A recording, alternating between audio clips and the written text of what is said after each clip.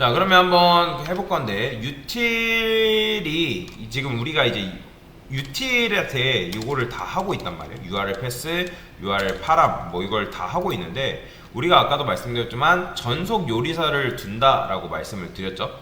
이해되시나요? 전속 요리사를 둘 건데, 그러면 전속 요리사를 어떻게 할 거냐?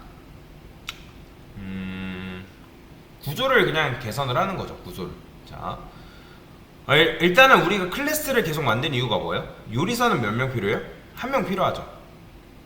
가볍게 한번 들어보세요. 자, 여러분들이 예를 들어서 붕어빵 한 개를 만들어야 돼요. 붕어빵 한 개. 자, 여러분들이 그러면 공장에다가 붕어빵 틀을 의뢰할까요? 당연히 붕어빵 10,000개를 만든다 하면 당연히 붕어빵 틀을 알아보는 게 현명한 방법이겠죠. 그런데 자바에서는 선택권이 없습니다. 객체를 만들려면 클래스는 무조건 있어야 돼요. 한 개를 객체를 하나 만들던 두 개를 만들던 무조건 클래스가 반드시 있어야 되고, 그래서 붕어빵이 쉽게 말하면 붕어빵이 객체예요. 객체 오브젝트라고 보시면 되고, 붕어빵 틀이 바로 클래스다라고 쉽게 생각할 수 있거든요. 일단 이해할 때는. 그래서 우리가 결국에는 요리사 한 명이 필요한데, 그 요리사 한 명의 이름을 RQ라고 둘 겁니다. RQ. RQ가 뭐냐면 리퀘스트라는 요청이에요. 요청. 리퀘스트가 요청이잖아요. 왜냐면 요 유저 아티클 리스트 페이지 이런 것들이 다 하나하나의 요구사항이란 말이에요. 요구사항. 그쵸? 그래서 여기다가 이런 식으로 쓰는 거죠.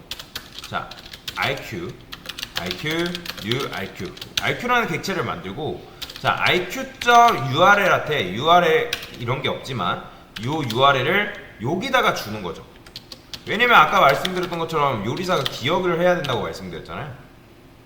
근데 이렇게 해도 되지만 이렇게 하는 것보다 RQ라는 객체가 만들어지자마자 뭘 품고 있었으면 좋겠어요? 이 URL을 품고 있었으면 좋겠다. 뭔 말이 이해되시죠? 이게 좀 더 낫지 않겠어요? 태어나자마자 센스 있게 품고 있다는 거. 그죠? 요걸 하려면 뭐가 있어야 돼요? 요건 더 이상 설명 안 드려죠. 생성자 필요하잖아요. 생성자. string URL. 그 다음에 RQ에서 자, 여기다가 뭐 해야 돼요? string URL 받아야겠죠? 그죠? 그 다음에 this.rq 한데 rq가 아니 URL한테 URL을 이런 식으로 넘겨줘야죠. 그죠? 그러니까 얘는 쉽게 말해서 R집사야. R집사. R집사. 그래서 R집사한테 어떻게 해야 되면 이렇게 쓰는 거죠. 지금 util을 이렇게 썼잖아요. 필요 없어요. 요거 다 지우세요. 요거는 있어야겠다. 자, 여기다 뭐라 쓴다? 일단 맵이라 할게요. 맵. string.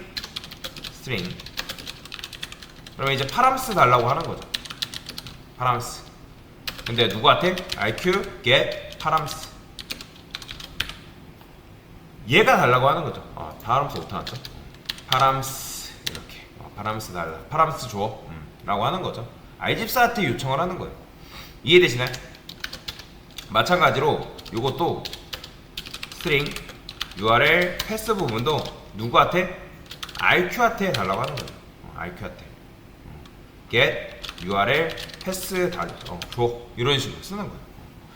자, 그래서 이제 내가 요 내용물 줄 테니까 네가 알아서 처리해서 파람스 주면 요 파람스 부분 주고, URL 패스 부분 달라 하면 요 URL 패스 부분을 나한테 줘 라고 하는 거죠. 그죠? 근데 당연히 이런 게 될 리가 없잖아요. 그죠? 이런 게 될 리가 없겠죠.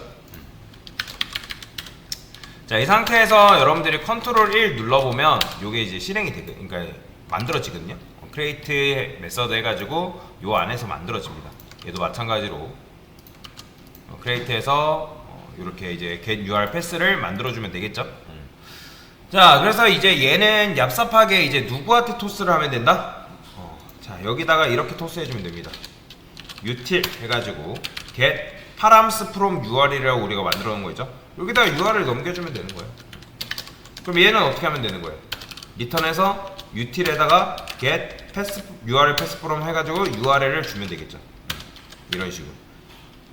그러면 지금 이렇게 해주면 실행했을 때 원하는 내용물 딱 깔끔하게 주죠. 그렇죠? 깔끔하게 줘요. 그러면 지금 우리가 공장을 몇 번 간 거예요?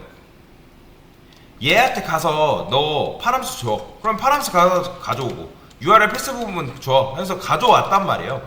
그죠? 그래서 지금 우리가 밑에 직원 한 명 뽑은 거예요. RQ라는 직원을 뽑은 거죠.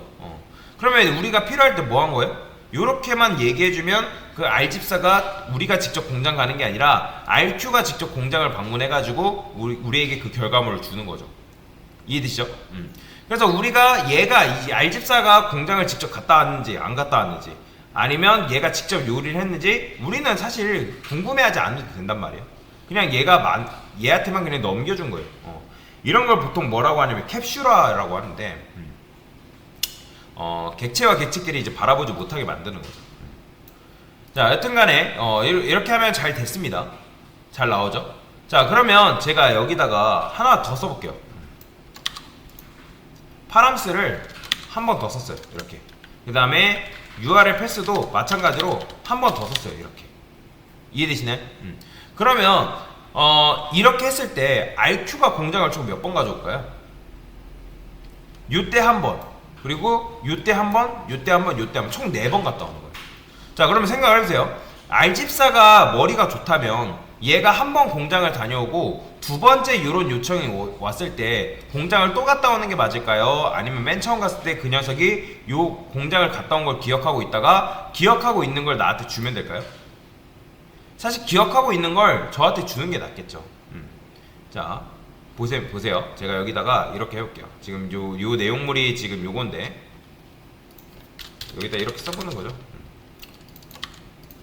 get from URL 실행됨. 그죠? 그 다음에 얘는 뭐라고 쓰는 거예요? get URL pass from URL 실행됨 이렇게 써보는 거죠. 자, 그러면 지금 총 4번 썼죠? 몇 번 출력된다고요? 총 4번 나와요. 보이죠? 이때 한 번 했으니까 요거 실행되고 요때 한 번 했으니까 실행되고 실행되고 이런 식으로 나와버리잖아요. 자, 이런 거라고 생각하시면 돼요. 예를 들어서 여러분들이 공문서 하나가 필요해요. 공공문서가 하나 필요한데 그런데 여러분들 집에는 뭐가 있냐면 공문서를 만들어줄 사람이 없어요.